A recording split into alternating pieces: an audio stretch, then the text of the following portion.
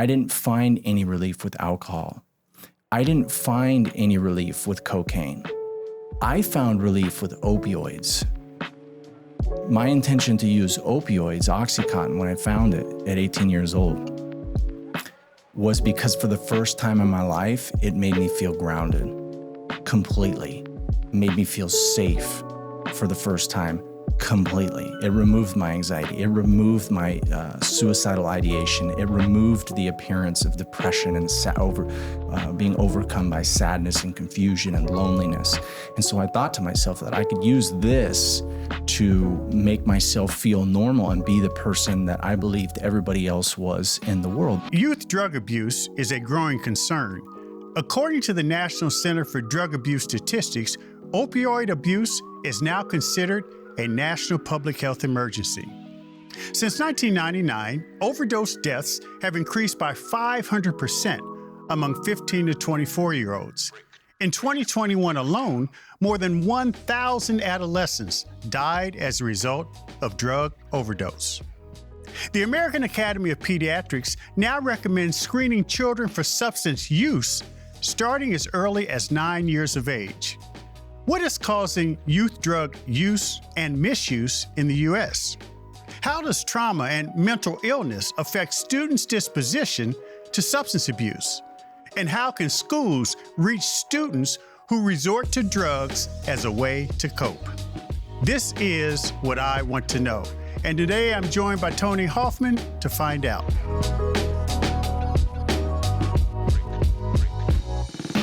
Tony Hoffman is a former BMX elite professional who coached women's elite pro Brooke Crane to a fourth-place finish at the 2016 Rio Olympic Games.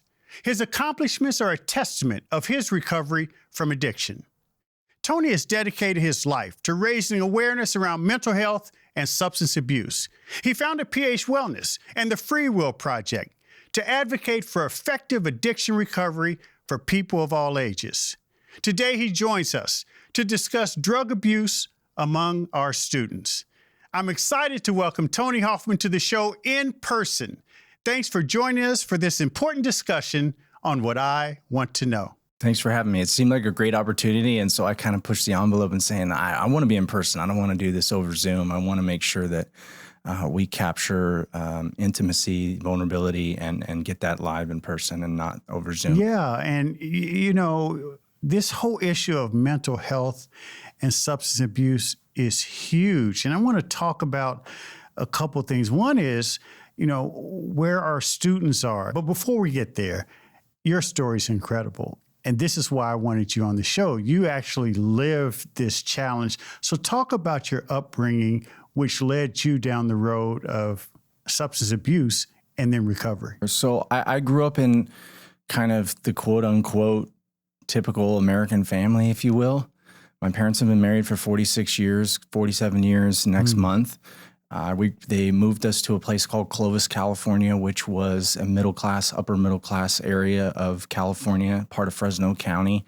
They moved us to Clovis because they wanted us to be a part of Clovis Unified School District, which at the time was one of the top public schools in the United States. They were not only known for their academics, they were also known for their sports programs. And so while we were able to get a good education, we were also able to be a part of some highly competitive sports programs that would be recognized all over the United States for their accomplishments. But around middle school, you know, I really started to get confused internally, and I didn't quite understand where the confusion was coming from. And the more that I've been in therapy and the more I've been in sobriety, which is now 15 years as of May 17th, I really started to recognize through meditation work that there was so much emotionally taking place in my life that I didn't understand was taking place. And as a result of this confusion and this emotional storm that I was experiencing, I came up with some conclusions on my own, which in turn ended up being some of the bigger mistakes that I made. So as a young kid, I'm already starting to experience this heavy confusion and these emotions that I don't know how to identify. And I needed a place to ground myself. And the first place that I really was able to ground myself was kind of being a class clown, right? Showing up to class and trying to make people laugh. If people were laughing, it made me feel good about myself. And that was that grounding, that safety and security that I was looking for.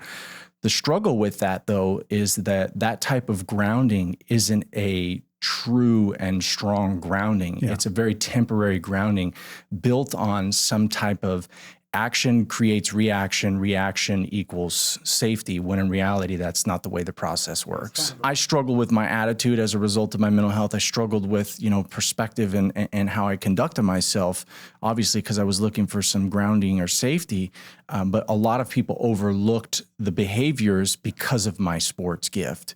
So I'm 13 years old at this time, and I get kicked out of 7th grade for selling a girl weed. Again, I'm looking for validation and safety, and I'm looking for it amongst my peers. And the reason that I was looking for it amongst my peers is I wasn't really getting it at home. And it's not my mother and father's fault, but they worked 14-hour days. You said some things that just are familiar. I've talked with young people who've had similar challenges growing up, mental health challenges, drug addiction challenges, suicide thoughts. And it's interesting, the consistent ring of feeling lost, like you're in an abyss. I mean, that was really the big basis of a lot of it, was feeling alone and that nobody would understand me and that I was wildly different than everybody I was at school with. And because of that, I felt even more that I couldn't communicate what I was experiencing. There were all of these pressures and stigma-related issues that were keeping me from speaking up about what I was experiencing. And so I'm struggling. Young age, I get kicked out of school, and I found a BMX bike at that time because my brother was already racing. So I'm 13, I get on a bicycle, and that was where I found a lot of grounding. I tell people, you need two things. You need a safe place to have a conversation, and you need an activity that connects you with like-minded individuals. You have to get involved in an activity, though, that's empowering for self and others. If it's not empowering for self and others, you won't receive the benefits for your mental health or wellness. So I find a bike, and that's kind of my grounding, but I don't have a place to talk about what's going on. So you're at half of the equation. I have half the equation, which isn't enough. Tony, let me ask you this. So when you're during that time, the non-activity time, the non-bike time, obviously you filled that void through drug addiction eventually. Did you find that there were certain drugs or chemicals that were gateways to other drugs and chemicals, and you just kept seeking something that would cure that loneliness and that pain? I mean, the computer was the first thing. The internet was the first thing. I had social anxiety. I locked myself in a bedroom and I stayed on the internet, before it became what it's become. When I put my gift away at 18 years old, it was to take a computer opportunity down in Southern California. I was building computer networks in my bedroom at the time. Now my goal was to be a network administrator, so I could lock myself in a room like this and only communicate via email with human beings, because my social anxiety didn't want to address people face to face. And then I started smoking weed, like many other people. Yeah. That's it. But I try to say, I'm not this weed's going to make you a heroin addict guy. Yeah, no, I get that. No, I know. Yeah. Yeah. I just have to put that out there, because a lot of people think I am. And it's like, because they get bits and pieces of my speeches. And it's like, look, just because you smoke marijuana doesn't mean you're going to end up on heroin. Absolutely. There's something else going on. But what I do talk about is why we actually do that. And nobody's actually doing it for fun. It is an emotional process. It's connected to our mental health. It's a coping mechanism for our emotions. The person that goes home today that says, I'm going to have a glass of wine to unwind the day, is not having the glass of wine because it's fun. They're looking to unravel the stress, anxiety, focus, and attention that the day has taken by having something that can make them feel that they're relieving the emotions that they experience through the day. What if I said, I did that same thing, but didn't find any relief with marijuana? Yeah. I didn't find any relief with alcohol. I didn't find any relief with cocaine. I found relief with opioids. My intention to use opioids, Oxycontin, when I found it at 18 years old, was because for the first time in my life, it made me feel grounded completely. It made me feel safe for the first time completely. It removed my anxiety. It removed my suicidal ideation. It removed the appearance of depression and being overcome by sadness and confusion and loneliness. And so I thought to myself that I could use this to make myself feel normal and be the person that I believed everybody else was in the world. 68% of kids who use substances, nicotine products, vaping products, marijuana, drugs, before the age of 14, 68% have been sexually abused. So when we go back to my childhood and our childhoods, all these kids that we kicked out of middle school and elementary school who could not perform in a behavioral sense, the likelihood that they were actually being sexually abused at home or in the environment away from school was almost a guarantee. And then I want them to think, is this actually doing what I think it's doing? Because if you're not careful, you'll find out, like I found out and many others, addiction's not a choice. So you may find relief, but is that relief going to turn into grief? Is that relief going to turn into a nightmare or torment?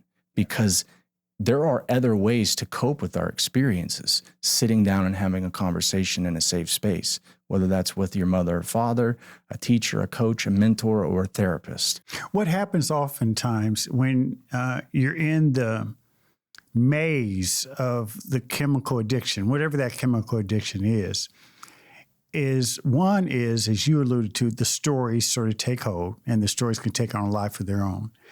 And then the other thing is it becomes paralyzing in terms of whether you go left, right, straight, whatever you do.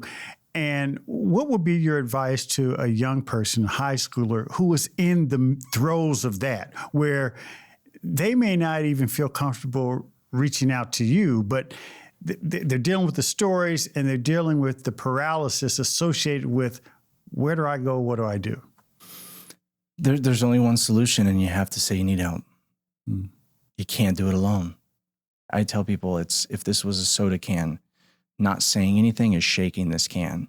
And when I say shaking it, it's erratically shaking it. And the pressure is building.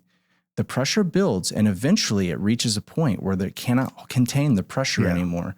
That pressure is leading you to self-destructive behaviors, self-limiting behaviors. Eventually, you will use people, places, or things in a manipulative way to try and alleviate that pressure. The only way that you can release that pressure without causing harm to yourself or others is by having the courage to be vulnerable and speak what needs to be spoken. There are school administrators, teachers, and I would say that many of them know the kids who are having challenges. Sure. I mean, it's obvious. Yes. And yet these kids oftentimes end up drifting. What would your advice be to school leaders, school teachers who see a challenge, but they don't engage? What's the best way to engage, even though they know that the kid may rebuff them early on? I think a lot of teachers let that one kid just walk out of their classroom every day. And instead of just saying, hey, would you mind staying after class for a moment? And just saying, are you okay? You know, look them in the eyes. Yeah. Are you okay? Yeah. Can I do anything for you? Just that, right? Don't say, tell me something's wrong. Yeah. Can I do something for you? Is there something you need from me? Right? How can I be of service to you? Yeah. That's the key to this whole thing, right? I teach compassion and empathy. Compassion and empathy, it truly is the key to the wounded soul. If we don't see hurt people and feel their hurt and ask how we can possibly be there for that hurt, we're never going to make a connection. I truly encourage any administrator that it's beyond reading, writing, and arithmetic. You know, sometimes it's that conversation of, can I help you? Is there something I can do for you that could break that young individual into pieces in a positive way, right? The tears might start flowing. The conversation about their struggles might flow. And they might see you as the only person that's actually recognized that something's wrong. I do think that one, every school leader, every teacher, every administrator should be trauma informed, get training on how to engage young people, peers, colleagues who suffer from the challenges associated with trauma.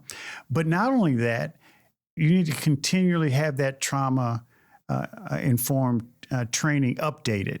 Because I see some people will go through it and say, okay, I'm there. I think the other thing is that I think since Columbine, the indicators were there. Something's wrong. These indicators are getting bigger and more frequent that something is wrong and that we're not doing the right things. Yeah. Schools are not focusing enough on mental health. We need social emotional awareness. We need mental health community. We need community and vulnerability within our schools, because if the individual isn't getting it at home, they're going to try and get it at school. But if the school is still only focused on reading, writing, and arithmetic, we're going to continue to spiral out of control until the mass is in that place. And COVID, from my experience, has created a multitude more of individuals like me. I have never seen anything like it. Yeah, absolutely. And this is not me speaking from fear. Yeah. This is me speaking from somebody that's in schools every day, Yes. or every week of the year. Yes. I can't explain how much more kids are struggling. They're struggling so much more as a result of these 2 years of disconnect that they've had, the constant exposure to the trauma at home and what was happening, and not being able to be with people and community or play sports and get that relief that I had when I was on my bike, that now we have kids using substances at such a younger age and more acceptably. You know, it's go back to the Reagan years, say no to drugs. Right. You know, there's been this approach where, you know, there's judgment attached to chemical addiction. Sure. What should we be doing from a national perspective in terms of engaging young people to dig deeper into their own psyche? I truly believe that K through 6th grade should have therapists at every school. There is a required number of days a year in which an individual has to sit in a safe space at school. Every kid knows where the safe space is. They know there's an open door policy, so we can normalize vulnerability and conversation in safe space. Arts and culture, you got band individuals, you have artists, you have people that create things, you have your athletes, you have your individuals who are great at reading, writing, and arithmetic, and how all of these groups find their purpose in life in making the world a better place. It's no longer about making somebody $1 million or $1 billion. It's about how do you take your innate features, work with your emotions, and make the world a better place as a result. I think that for us nationally, that's where we should be headed, is trying to meet the kids where they're at. I think that's a great start, and people need to be talking about that more. You know, this is what I really want to know. It's one last question, and this question may surprise you. You know, you and I share something. We talked about it earlier, and that's this overriding belief that compassion and empathy is so important, and it's one of the essential human ingredients to interaction that oftentimes gets lost. But another one, frankly, is this notion of gratitude. So talk to me about the value of gratitude in your life, particularly after all you've been through. I was very ungrateful. I was very me, take what I can. And I've told the story before, but I was in prison and I was doing my laundry.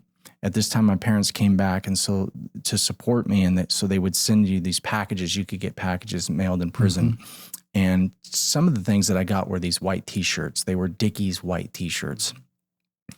A Dickies white T-shirt was like a Louis Vuitton T-shirt in prison. It was held as this item in which affluent people got to wear a white T-shirt with a Dickies logo on it. Well, I'm washing this white T-shirt, and I think the concept of gratitude hit me in that moment, because I realized if I'm learning how to take care of this t-shirt because this t-shirt has so much value here in this community. How much more gratitude should I express for freedom, for the ability to breathe, walk, use two hands, see with my eyes, have a hotel to stay at, get to ride on a plane, get to train on for BMX, and get to do these things. You hear these cliche things. I don't have to do anything. I get to do everything. I truly connected with that concept. It wasn't just a quote anymore for me. And so I still, to this day, have carried that experience into every other faction of my life, whether it was good, bad, or different. In that moment, I was able to kind of ground myself in this perspective that even if I'm struggling in the moment, I have all these other things that I can look at to be grateful for, because at one point I didn't think I was going to be alive. It's a powerful testimonial. And the reason why I asked about gratitude, Tony, frankly, is for young people who are struggling out there to be able to get to that place where as you work through your challenges, you still find joy and gratitude in waking up and seeing the sunshine, seeing the leaves change in the fall, seeing the snow, seeing a smile from someone who gives you coffee in a coffee shop. Yeah. I mean, those kinds of things, I think, help drive the human experience and give you the impetus you need to build on for your own self-preservation. Look, Tony Hoffman, you're doing amazing work. Thank you and welcome. Appreciate you. Yes, sir. Thank you. Thank you all for having me. I appreciate it.